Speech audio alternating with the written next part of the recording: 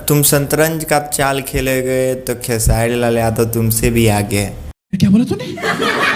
तो आप शतरंज का चाल खेलना बंद कर दे, खेसारी लाल यादव आपसे कई गुना आगे हैं। अरे कहना क्या चाहते हो? मैं आप लोग को बता दूं, खेसारी लाल यादव को टक्कर कोई नहीं देख सकता है और टक्कर कभी नहीं देगा।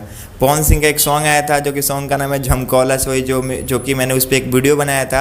हर हर गंगे मूवीज़ का ये सॉन्ग है, हर झमकौला से हुई, जो कि ये सॉन्ग फ्लॉप हो चुका है, जो कि इस पर काफ़ी कम व्यू आए हैं। ये सॉन्ग पे मात्र 3 मिलियन व्यू आया है। ये सॉन्ग पे मात्र 3 मिलियन व्यू आए हैं सॉन्ग पे, जो कि सॉन्ग का नाम है झमकौला से हुई। मैंने ये सॉन्ग का विरोध किया था कि आप हर हर गंगे मूवीज़ बोले थे साफ़ सुथरा है, तो आपका एक क्लिप जो आपने एक बोला था झमकौला से, उसी पे आपने ये गाना लाया झमकौला से हुई, लेकिन आपका ये दिमाग पवन सिंह का फेल हो गया।